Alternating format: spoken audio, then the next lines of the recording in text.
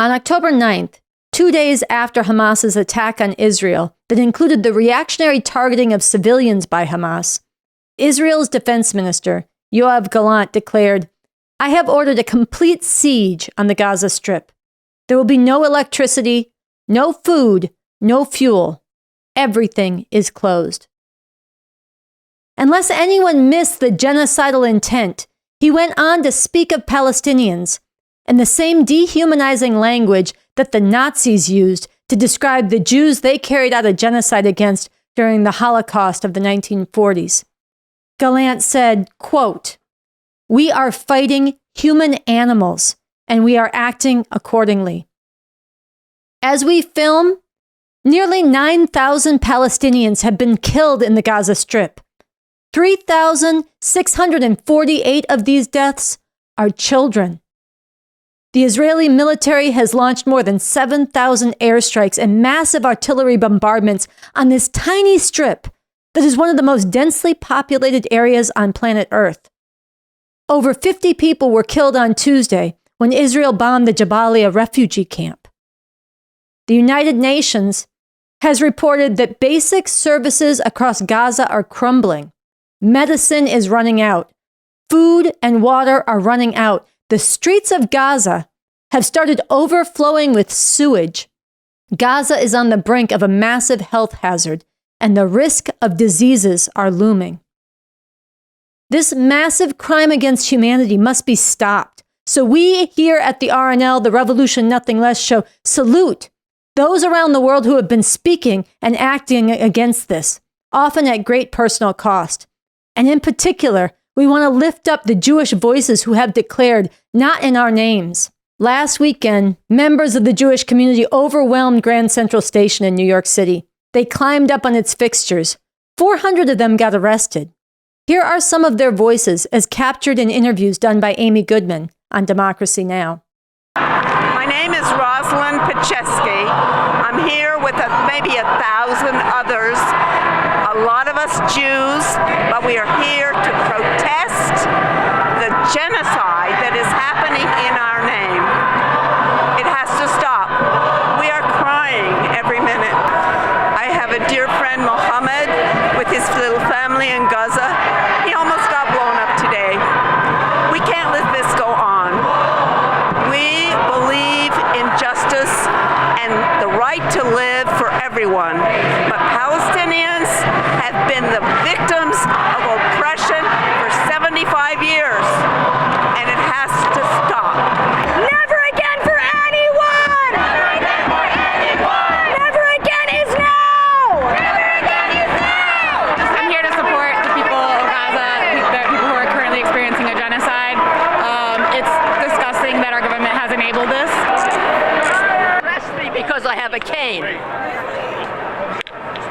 They won't arrest me. I want to get arrested. They're refusing. Yes, I want to get arrested. All right, well, okay. Why are you getting arrested? I was born in a refugee camp in the Philippines. I'm Vietnamese. I am a child of imperialism. I can't see it go on. I can't see it continue. My name is Jane Hirschman. I'm here because my family survived the Holocaust, but many did not. My parents were Holocaust survivors, and there's one thing I learned: never again means never again for anyone. We don't condone this, and Netanyahu better stop the bombing of Gaza. You know, this didn't start with Hamas. This started in 1948, when 750,000 Palestinians were removed from where they lived in order to set up a Jewish state. So these people that they're killing in Gaza, they were moved to Gaza because of the 1948 Nakba, which means catastrophe. And now they're going to eliminate them, kill them, or move them somewhere else. And it's got to stop. And Jews, American Jews, have to step up and say, not in our name, not with our tax money. You cannot do this kind of genocide in front of our eyes or ever again. Are you getting arrested? Oh, yeah, I am. What you just heard from that last protester, Jane Hirschman, were powerful truths about the state of Israel and a powerful moral example for all of us. Here is another powerful truth that must be understood and acted upon by all who seek justice. Israel could not do what it is doing. In fact, it wouldn't likely last a week without the backing of the United States, militarily, economically, and with its so-called moral weight. And this backing is not owing to some supposedly all-powerful Jewish lobby. It is because Israel is an armed enforcer for U.S. domination in the Middle East. And this domination is required by the system of capitalism imperialism that is the foundation and the determining force in U.S. society. This system requires the domination and the ruthless exploitation of the peoples and nations of Asia, Latin America, Africa, and the Middle East to even keep going. This system requires a powerful military to fight other empires or would-be empires over who will be number one. And the U.S.'s special relationship to its pit bull Israel means a tremendous advantage for the United States in a strategic part of the world, one with massive oil reserves that also lies at the crossroads of Africa, Asia, and Europe. This is why, today, even as the Democrats and the outright fascist Republicans are on the verge of a civil war with each other within this country, both of these parties are unwavering in their cutthroat support for the state of Israel. We stand with Israel. Israel's at war, and the United States has to support Israel. We have to support Israel. We have your back. Level the place. Finish them. We stand with Israel. There's been no better president for Israel than me. It is crucially important for everyone to get out in the streets to demand an end to this genocide. At the same time, if you really want the people of Palestine and the people across the Middle East and around the world to stand tall and to breathe free, to really flourish, then you have to be about the destruction of this system of capitalism, imperialism, through a real revolution here and all over the world. And living as we do inside the United States, the country that is the number one oppressor in the world, we have a special responsibility to make this revolution. And in place of this system, to establish the radically different, emancipating system and society that is laid out in the Constitution for the new socialist republic in North America, written by Bob Avakian. The need for this revolution must be spread, it must be fought for, and it needs to be taken up by growing numbers of people now. The real choice we have is not between the bourgeois electoral bullshit of Biden or Trump, Democrat or Republican. The real choice is between staying within the confines of this imperialist system, with all the horror it brings, or breaking those chains once and for all through making a real revolution. In a few minutes, I will talk with Annie Day about ways for you to step into this revolution now, even as you are learning about it. But first, we want to share with you a very powerful selection from the 2014 talk that Bob Avakian gave at Riverside Church as part of his dialogue with Cornel West on revolution and religion. In this, he speaks to the right way and the wrong way to understand the meaning of never again. And we're going to start the tape just a little bit before he gets to that, so you can see how the same principles apply even more broadly today. Let's watch.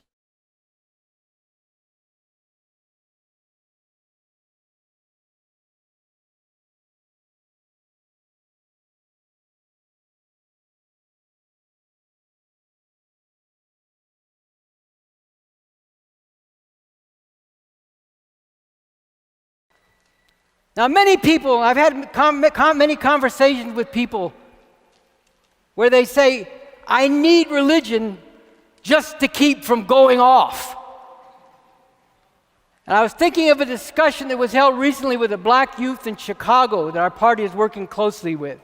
And they got into this question of religion, and he said, look, a lot of your arguments are good, but if I didn't have my religion, if I didn't have my belief in God, I would just go try and kill all the white people. Well, if you're looking to me to defend the way too many white people think and act too much at a time, you are looking in the wrong place.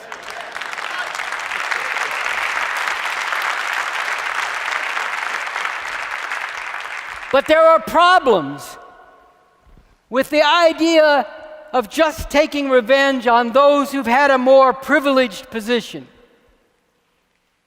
So you have black people and other people of color kill off all the white people.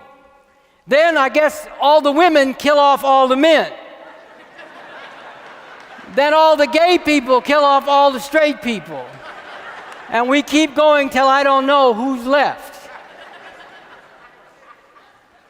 But besides that obvious problem, there's another problem. If you kill all the white people and you still have the same system, you're going to have the horrible situation where a lot of black people start acting like white people.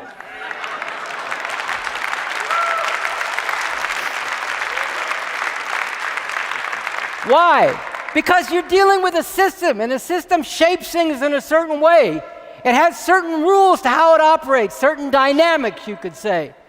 And people will be fitted into places and act accordingly as long as you have that system. And the bigger problem, the deeper problem with this whole idea is that we want to get to a world where there are no people who are up and other people who are down, where there are no people who are ruled and other people who are ruled over. Revenge might taste sweet for a minute, but it will not lead to a world in which we just keep going through the same cycle, that these ones are up and those are down and those are down want to get on with those who are up so then they can put them down, and we keep the whole cycle going. We want to get beyond all that. That's what we have to be about.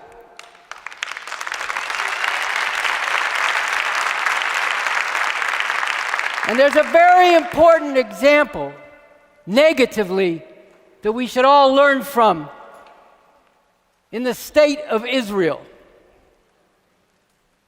The experience of Jewish people throughout centuries in Europe and other places of being bitterly discriminated against and viciously persecuted for centuries. And then under the rule of the Nazis during the time of World War II, being literally exterminated, with 6 million annihilated by the Nazis, certainly ranks at the very top in the whole history of crimes against humanity. But in response to this, among Jewish people, including those who survived that Holocaust, there have been two different and opposite responses. One is never again. Never again must this happen to any people anywhere.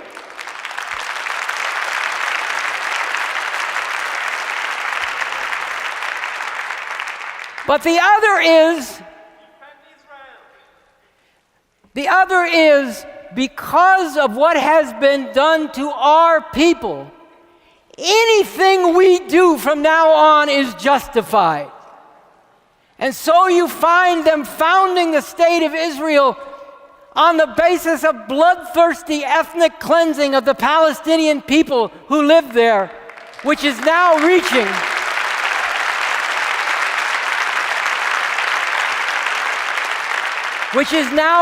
genocidal proportions. No. Our answer has to be the first. Never again shall this happen to any people, anywhere. We need to move to a world beyond all that.